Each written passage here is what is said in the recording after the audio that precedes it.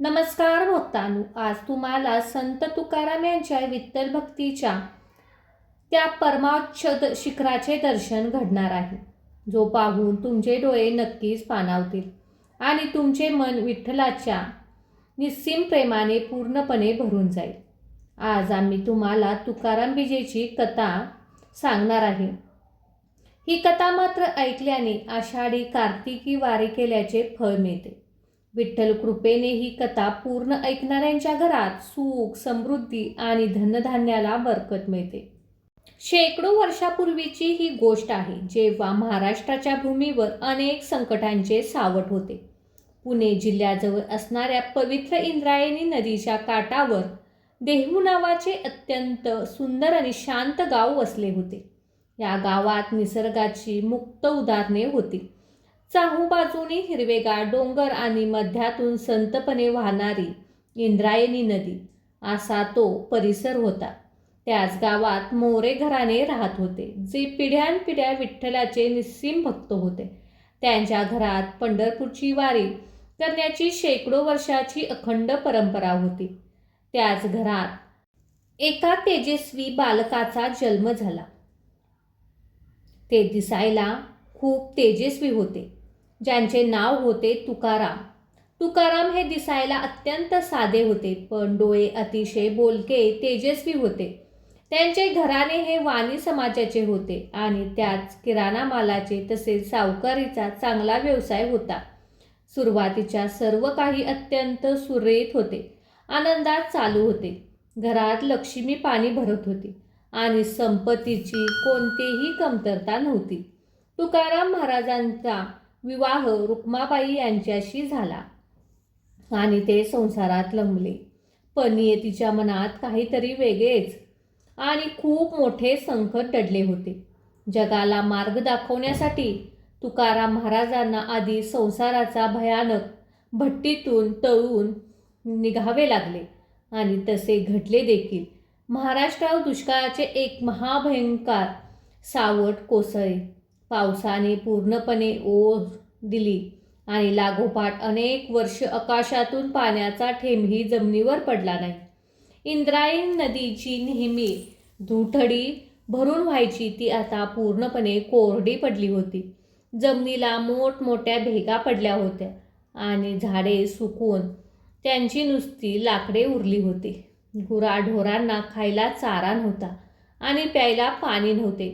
माणसांची ही अवस्था तर त्याहून अत्यंत भयानक झाली होती.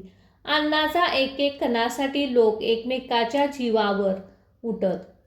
या भयानक दुष्काळात तुकाराम महाराजांच्या संसारावर दुःखाचा ओस डोंगर कोसळला, जो कोणत्याही सामान्य माणसाला कायमचा उद्ध्वस्त करून गेला असता.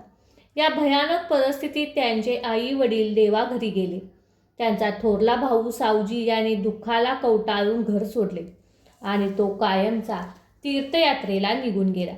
पण दुःखाची मालिका इथेच थांबली नाही. ज्या पत्नीवर महाराजांचे जीवापाड प्रेम होते, ती त्यांची पहिली पत्नी रुक्माबाई अन्ना वाचून तडफडून आणि कुपोषणाने त्यांच्या डोळ्यासमोर मरण पावली.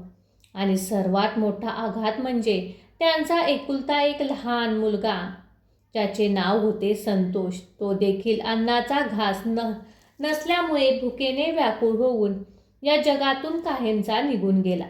विचार करा मित्रांनो, ज्या माणसाचा सगळ्यात भरलेला संसार त्याच्या डोळ्यासमोर असा अस्ताव्यस्त उद्ध्वस्त होता, ज्याची लाडकी माणसे भुकेने तडफडून मरतात, त्या माणसाच्या मनावर काय आणि किती भयानक आघात झाला असेल. कोणत्याही सामान्य माणसाने अशा वेळी देवाला हजारो शिव्या शाप दिले असते, नशिबाला दोष दिला असता किंवा स्वतःचे आयुष्य संपवून घेतले असते. पण तुकाराम महाराजांची माती वेगळीच होती. या भयानक दुःखाने त्यांना नैराश्य धारण्याऐवजी त्यांच्या मनातील वैराग्याची ज्योत प्रचंड प्रज्वलित केली. त्यांनी त्या जगातील आणि संसारातील पूर्णत्व ओळखून घेतले. त्यांना समजून चुकले, इथे नातेवाईक, इथली संपत्ती आणि इथले मानवी देह सर्व काही खोटे आणि नाशवंत आहे. सत्य फक्त एकच आहे आणि ते म्हणजे सावळा परब्रह्म पांडुरंग. त्यांनी आपला उरला सुरला व्यवसाय बुडवून टाकला. लोकांनी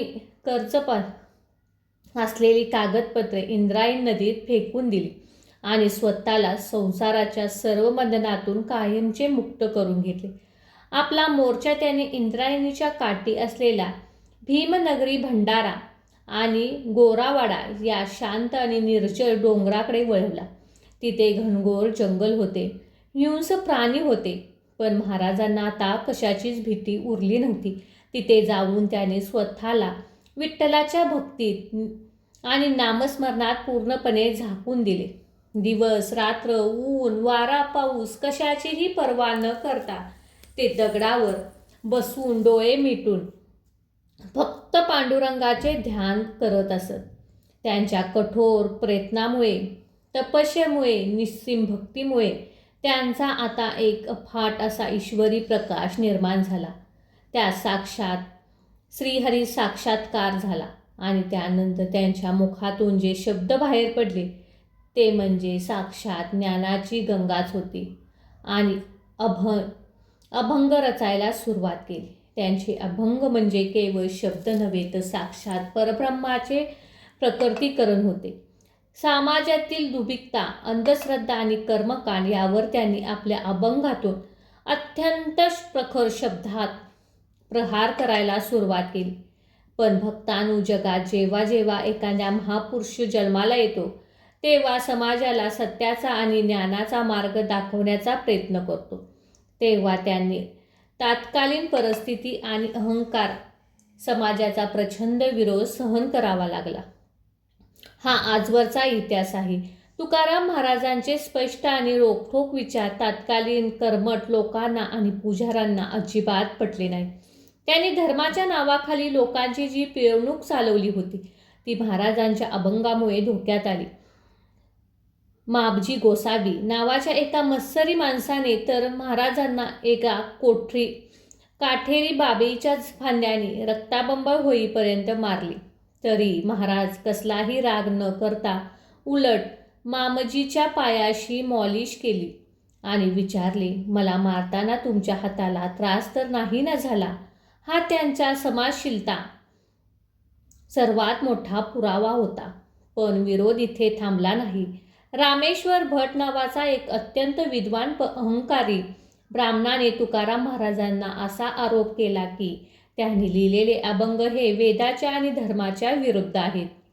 एका सामान्य शूद्र माणसाने वेदाचा अत्यंत गूढ अर्थ अशा सोप्या आणि प्रकृत मराठी भाषेत लोकांना सांगणे हे त्यांना सर्वात मोठा अपराध मानला. तत्कालीन समाज आणि धर्ममांड महाराजावर बहिष्कार टाकला आणि त्यावर प्रचंड दबाव आणायला सुरुवात केली. आणि एका दिवशी तर या अहंकार आणि जुलमाची सर्व हद्द पार झाली. रामेश्वर भटांनी पुण्याहून असा फतवा काढला की तुकाराम महाराजांना अत्यंत कठोर शिक्षा सुनावी. ही त्यांनी त्यांच्या अभंगाच्या सर्व वया म्हणजेच त्यांची संपूर्ण गाथा इंद्रायणी नदीच्या खोल डोहात स्वतःच्या हाताने बुडवून टाकली. विचार करा भक्तांनो, ज्या महापुरुषाने आपल्या आयुष्याची संपूर्ण कमाई, आपले प्राण, आपले रक्त या अभंगामध्ये ओतले होते, ज्या अभंगातून साक्षात ईश्वराचे रूप प्रकट होते, त्यास ते सर्व ज्ञान स्वतःच्या हाताने पाण्यात बुडवावे लागले होते. हा प्रसंग किती हृदयद्रावक असेल याची आपण फक्त कल्पना करू शकतो. संपूर्ण गाव नदीकाठी गोळा झाले होते. सर्वांचे डोळे पाणावले होते. पण कोणाचाही रामेश्वर भटाच्या विरुद्ध बोलण्याची हिंमत नव्हती. महाराजांना अत्यंत जड अंतकरणाने डोळ्यातून अश्रू गाळत ही पवित्र ग्रंथा इंद्रायणीच्या खोल आणि अंधाऱ्या डोहात बुडवली. कागदाच्या त्या वह्या पाहता पाहता पाण्याच्या तळाशी जाऊन नाहीशा झाल्या. अहंकारी लोकांचा विजय झाला असे त्यांना वाटले. पण खरी परीक्षा तर आता सुरू होणार होती. तुकाराम महाराजांनी आपल्या पांडुरंगावरची भक्ती इतकी प्रचंड प्रबळ होती की त्यांना खात्री झाली, माझा देव माझे शब्द असे कधीच नष्ट होऊ देणार नाहीत. त्यांनी इंद्रायणीच्या काठावर एका शिळेवर बैठक मारली आणि अन्नपाणी पूर्णपणे त्यागून विठ्ठलाच्या दारात अत्यंत कठोर असे अनुष्ठान सुरू केले. दिवस रात्र, ऊन वारा, थंडी पाऊस कशाचेही तमा न बाळगता ते डोळे मिटून फक्त पांडुरंगाचा धावा करत होते. 1 दिवस गेला, 2 दिवस गेले, असे करत करत सलग 13 दिवस आणि 13 रात्री उलटून गेल्या. महाराजांच्या शरीरातील त्राण पूर्णपणे निघून गेले होते. ते मृत्यूच्या दारात उभे होते, पण त्यांचा विश्वास अजिबात ढळला नव्हता. आणि मित्रांनो, 14व्या दिवशी उजाडता एक महाभयंकर आणि अल्पकालीन असा चमत्कार घडला, ज्याने सृष्टीचे सर्व नियम मोडून काढले. इंद्रायणी शांत पाणी अचानक दुबगले. त्यातून एक प्रचंड प्रकाश बाहेर आला आणि त्या पाण्याच्या तळाशी गेलेल्या महाराजांच्या ग्रंथाचे सर्व वह्या पूर्णपणे कोरड्या अवस्थेत पाण्याच्या पृष्ठभागावर तरंगत वर आल्या. पाण्याचा एकही थेंब त्या कागदांना भिजवू शकला नव्हता. साक्षात भगवान पांडुरंगाचे दिवस आणि रात्री पाण्यात उभे राहून आपल्या लाडक्या भक्ताच्या शब्दाचे आणि ज्ञानाचे रक्षण केले होते. हा चमत्कार उघड्या डोळ्यांनी पाहिल्यानंतर रामेश्वर भटजींना आणि इतर सर्व निंदकांचा अहंकार कायमचा गळून पडला आणि ते रडत रडत तुकाराम महाराजांच्या चरणी लीन झाले. त्यांनी महाराजांची माफी मागितली आणि महाराजांनी त्यांना मोठ्या मनाने क्षमा केले. अशा या महान आणि अलौकिक संतांचे पृथ्वीवरचे कार्य आता पूर्ण होत आले होते. त्यांनी समाजाला भक्तीचा खरा मार्ग दाखवला होता. त्यांनी दुर्भक्तेवर प्रहार करून शुद्ध आचरणाची शिकवण दिली होती.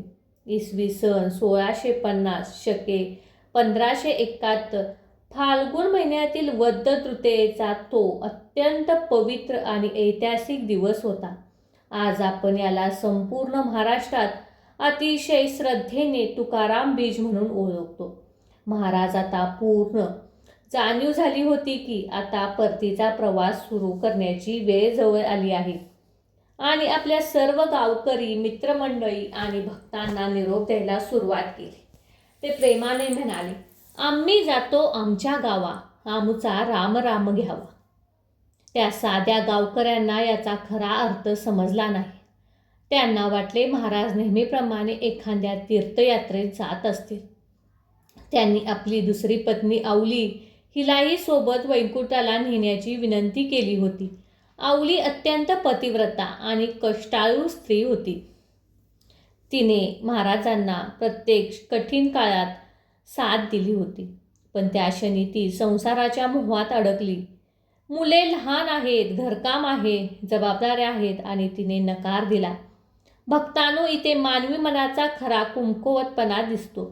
साक्षात देव बोलवतोय, पण माणूस मोहात अडकलेलाच राहतो. त्या दिवशी सकाळी प्रसन्न वातावरण होते. तुकाराम महाराज इंद्रायणी नदीच्या काठावर कीर्तनाला उभे राहिले. आजूबाजूला हजारो लोक, अलोट गर्दी, टाळ, मृदुंग, नाद, ज्ञानोबा तुकारामाचा अखंड गजर. आकाश दुबदुबले होते. अचानक धुपाच्या वेळी आकाशात एक भयानक तेजस्वी प्रकाश निर्माण झाला. जणू हजारो सूर्य एकदम उगवले की काय.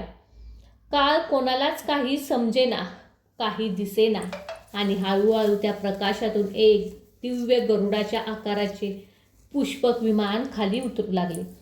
त्या विमानातून साक्षात भगवान विष्णूंचे दिव्य परतश उभे राहिले असलेले सर्व लोक थरथरत हा चमत्कार पाहत होते. तुकाराम महाराजांना सर्वकडे शांतपणे पाहिले, दोन्ही हात जोडले आणि म्हणाले, सकल जनासी माझा दंडवत. आता माझा अंतकाळ जवळ आलेला आहे. आणि बघता बघता हजारो लोकांच्या डोळ्यातून महाराज त्या दिव्य विमानात सदेह विराजमान झाले. विमानाने गर्जना केली आणि आकाशात झेप घेतली. लोक ढसाढसा रडत होते.